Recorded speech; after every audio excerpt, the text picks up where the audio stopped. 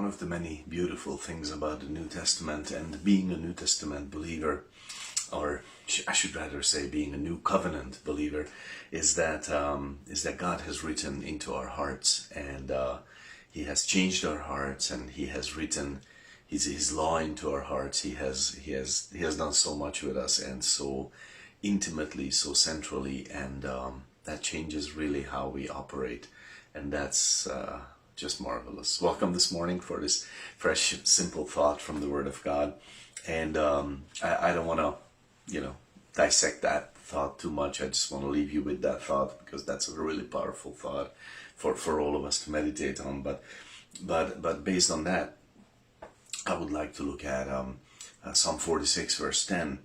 Be still and know that I am God, and I will be exalted among the heathen. I will be exalted in the earth. And of course, exalted among the heathen and exalted in the earth. This refers to sometimes when God has shown Himself clearly in history, and He has done that a few times. And one day in the millennial reign, He will be magnified in all the earth, and He will be seen to be Lord, and His kingdom will be apparent in this world, but not yet. That's not our place now. But be still and know that I am God. This is really the domain of the believing heart, of the new heart, the heart that we receive because of the new covenant. Like all those questions that would make us halt and doubt ourselves and second guess ourselves. Am I right? Am I doing the right things? Am I maybe doing the wrong things? What if I am not? What if I fail? Like all those thoughts that would come back and hurt us. They can quiet down, and this is a really beautiful thing. We call that inner chatter, that noise. We call it psychic noise. In biblical psychology, we talk about it, and it's something that quiets down. But how does it quiet down? And this verse gives us a really beautiful answer to that. Be still and know that I am God. The two things, the noise and the knowing that He is God, are in opposition to each other. Either I know that He is God and I am still, or I will have a noisy soul. There is just no other alternative, and that's this is the domain of the new heart, of the believer, of the believing heart. Recently, we had a great message about how how our thoughts they can excuse or accuse ourselves and others, and this is Romans 2:15. But not just that. In Hebrews 9:14 also it speaks about the conscience that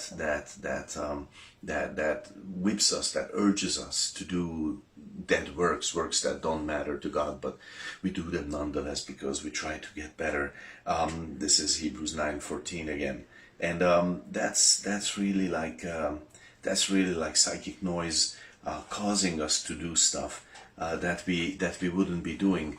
And what happens there is, okay, so I'm accusing myself. Why did I do that? I'm so wrong.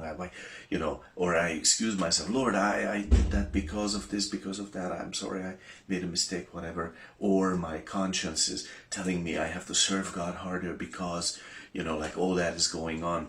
What is the problem there? The problem there is that my soul is really noisy. I have a lot of questions, a lot of unanswered questions, a lot of doubts, and I am focused on myself really the whole time.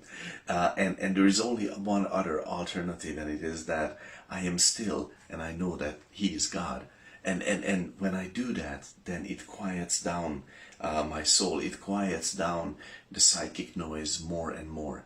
And that is a really beautiful, very powerful thing in our lives when that happens.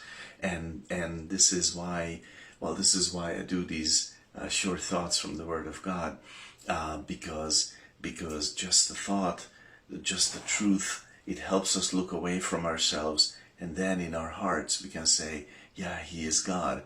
And when I go there, it does quiet down the psychic noise. And if I do it day after day, year after year, decade on decade, that psychic noise quiets down, and I live a far more peaceful life in my heart.